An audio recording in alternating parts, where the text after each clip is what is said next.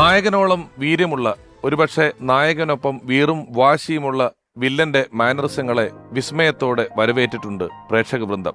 ഭാവാഭിനയത്തിലും ശബ്ദ നിയന്ത്രണത്തിലും ശരീരഭാഷയിലുമെല്ലാം പ്രകടന ചാരുത കൊണ്ട് വില്ലൻ വേഷങ്ങളിലും ക്യാരക്ടർ വേഷങ്ങളിലും കയ്യടികളേറെ നേടിയിട്ടുണ്ട് നടക്കപ്പറമ്പിൽ ഫ്രാൻസിസ് വർഗീസ് എന്ന ഈ കലാകാരൻ. കടയാടി രാഘവനും മമ്പറം ബാവയും മണപ്പള്ളി പവിത്രനും ലാഹേൽ വക്കച്ചനും പത്രത്തിലെ വിശ്വനാഥനും അടക്കം വിവിധ ക്യാരക്ടറുകളേറെ നടന വൈഭവം കൊണ്ട് അവിസ്മരണീയമാക്കിയ അദ്ദേഹം നാടകവേദികളിൽ നിന്നും ലഭിച്ച അഭിനയാനുഭവങ്ങളെ സിനിമയിലും പ്രയോഗിച്ചു. മിമിക്രി പ്രോഗ്രാമുകളിലൂടെ സ്വായത്തമാക്കിയ ശബ്ദ പരിചയം മികച്ച വോയിസ് മോഡുലേഷനിലൂടെ സ്വന്തം കഥാപാത്രങ്ങളെ കൂടുതൽ ജനപ്രിയമാക്കുവാൻ അദ്ദേഹത്തെ സഹായിച്ചു. ജീവിതത്തിന്റെ ഫിലിമുകളിൽ നിന്നും അപ്രതീക്ഷിതമായി അപ്രത്യക്ഷനായെങ്കിലും ചലച്ചിത്ര ആസ്വാദകരുടെ മനസ്സിലെന്നും വിളങ്ങുന്ന ആ മുഖം. ഓർമ്മയിലെന്നും NF വർഗീസ്.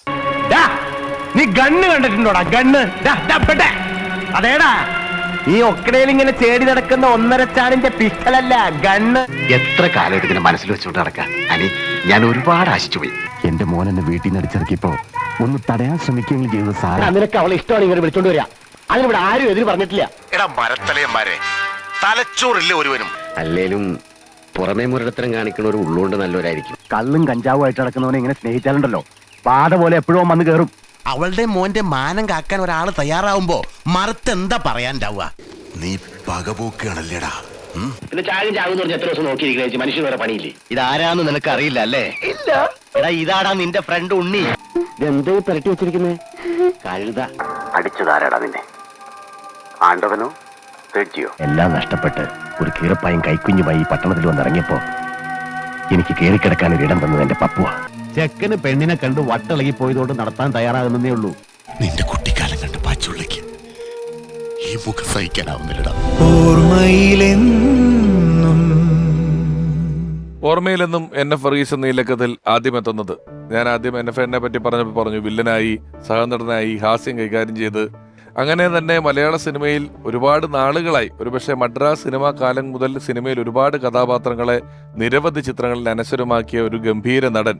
അദ്ദേഹം ക്യാരക്ടർ റോളുകളിലൂടെ, വില്ലൻ റോളുകളിലൂടെ, നർമ്മരസപ്രധാനമായ റോളുകളിലൂടെ എല്ലാം നമ്മളെ പലതരത്തിൽ അത്ഭുതപ്പെടുത്തിയിട്ടുള്ളൊരു നടൻ. നിരവധി ചിത്രങ്ങളിൽ NF വർക്ക് ചെയ്തിട്ടുള്ള ഒരു നടൻ. സ്നേഹപൂർവ്വം ബഹുമാനപൂർവ്വം സ്വാഗതം ചെയ്യുന്നു ഈ വേദിയിലേക്ക് പ്രിയപ്പെട്ട ജനാർദ്ദനൻ ചേട്ടൻ.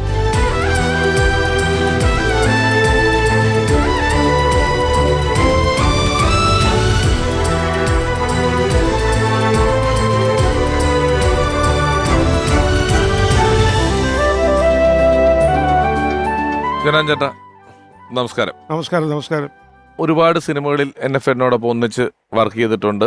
ഞാനിപ്പോൾ ആമുഖത്തിൽ പറഞ്ഞു, ഒരുപക്ഷെ NF ചെയ്യുന്നതിന് മുമ്പേ അത്തരത്തിലുള്ള പരിപാടികൾ, ഹ്യൂമർ ചെയ്യുക, വില്ലൻ ചെയ്യുക, ക്യാരക്ടർ റോളുകൾ ചെയ്യുക, അച്ഛൻ വേഷം ചെയ്യുക, രാഷ്ട്രീയക്കാരൻ, ഒരു കാലം മുഴുവൻ ഈ പൊളിറ്റിക്കൽ സിനിമകൾ വരുമ്പം അതിനകത്തുള്ള വിവിധ തരം രാഷ്ട്രീയക്കാരുടെ വേഷങ്ങൾ, ഒരുപക്ഷെ ജനാർദ്ദൻ ചേട്ടനൊക്കെ നടന്ന ഒരു പാതയിലൂടെ തന്നെയാണ് സിനിമയിൽ പിന്നീട് NF നടന്നു വന്നതും അടുത്തുള്ളതുമെല്ലാം. പക്ഷേ ഒരു മദ്രാസ് സിനിമാ കാലഘട്ടത്തിലല്ല അദ്ദേഹം സിനിമയിൽ എത്തിയിട്ടുള്ളത്. നിങ്ങൾ തമ്മിൽ ആദ്യം കണ്ടതും പരിചയപ്പെട്ടതും ഒക്കെ എപ്പോഴായിരുന്നു? ഞങ്ങൾ കാണാതെ ഇരുന്നതിന്റെ കാര്യം പറയാം.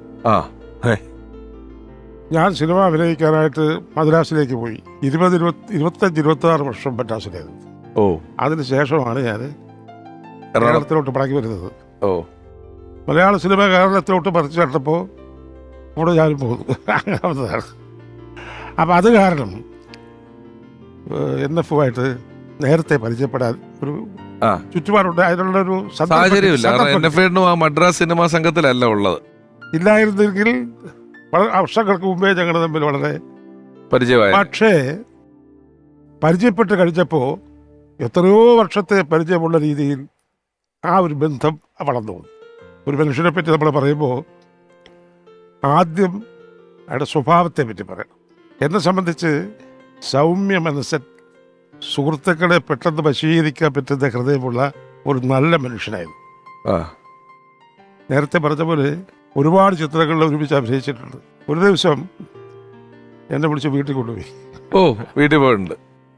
ആലുവ മാർക്കറ്റിൻ്റെ ഇടയ്ക്ക്, ഇപ്പോൾ ഓർമ്മ, വർഷങ്ങൾക്ക് മുമ്പാണ്. മാർക്കറ്റിൻ്റെ നടുവിലൂടെ റോഡിൽ പോയി ഒരു പാലം കയറി ഇറങ്ങി ലെഫ്റ്റ് സൈഡിൽ ഒരു മനോഹരമായൊരു വീട്. അവിടെ ഇരുന്ന് ഞങ്ങളെ ചില പ്രശ്നങ്ങളൊക്കെ സംഭവങ്ങളൊക്കെ സംസാരിച്ചൊക്കെ കഴിച്ച് എന്നോട് സൂത്രം കാണിച്ചു തരാമെന്ന് വിളിച്ച്. ഞാൻ വൈക്കത്തുകാരനാണല്ലോ. അതുകൊണ്ടായിരിക്കാം താഴത്തോട്ട് ഇറങ്ങിയപ്പോൾ ഒരു പുഴയുടെ ആലുവ പുഴയുടെ ഒരു കൈവഴി അതിലെ പോകുന്നുണ്ട്. അവിടെ എല്ലാം സെറ്റപ്പ് ചെയ്ത് വെച്ചിരിക്കും. ചൂണ്ട, വലിയ ചൂണ്ടയും മറ്റ് കാര്യാതിലും ഒക്കെ. അപ്പം ഞാൻ എൻ്റെ ചെറുപ്പകാലത്തിൽ ഈ പരിപാടി ഉണ്ടായിരുന്നു നമുക്ക് ചൂണ്ട. അപ്പം ഞങ്ങൾ ആ ചൂണ്ടയൊക്കെ ആയിട്ട് അവിടെ ഒരുപാട് നേരം ഇരുന്ന് സംസാരിച്ച് അങ്ങനെ ആ പഴയ ഒരു ആ സംഭവങ്ങളൊക്കെ ഇങ്ങനെ മനസ്സിൽ എന്നെ പറ്റി ഓർക്കുമ്പോൾ അതാ നമ്മുടെ മനസ്സിൽ. നിങ്ങൾ ഇപ്പൊ അത്തരം സന്ദർഭങ്ങളിലൊക്കെ സിനിമയെക്കാളും ഈ നാടും നാട്ടിൻപുറവും അങ്ങനത്തെ ഒരു കാര്യങ്ങളൊക്കെ ആയിരിക്കുമല്ലേ വർത്താനം പറയുന്നതും? അതെ. സിനിമ അതിനകത്ത് വരുന്നേ ഇല്ല.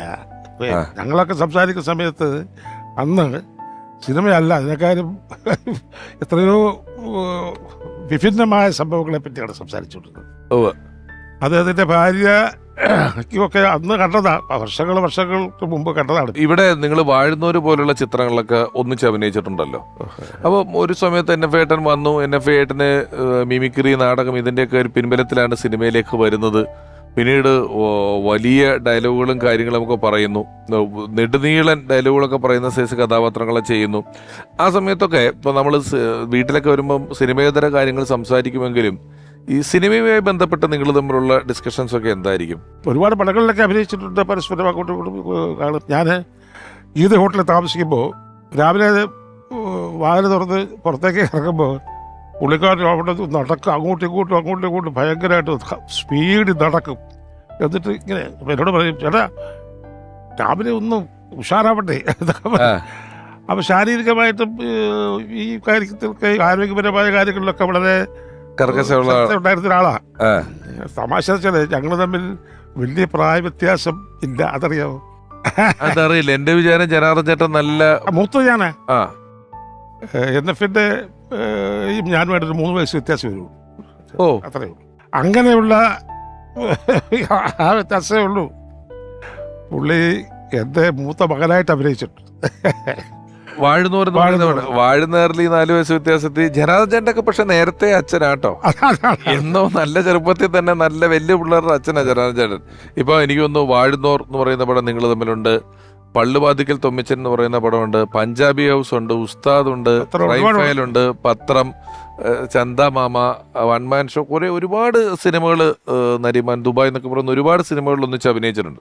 അപ്പം അതുമായി ബന്ധപ്പെട്ട യാത്രകൾ, ഓർമ്മകൾ എന്ന് പറയുന്നത് എപ്പോഴും വളരെ വിലപ്പെട്ടത്. ഈ പറഞ്ഞ പോലെ നിങ്ങൾ ചോദിച്ചിട്ടുണ്ട് ഈ 4 വയസ്സ് വ്യത്യാസത്തിൽ മകനായിട്ട് 3 വയസ്സ് വ്യത്യാസം.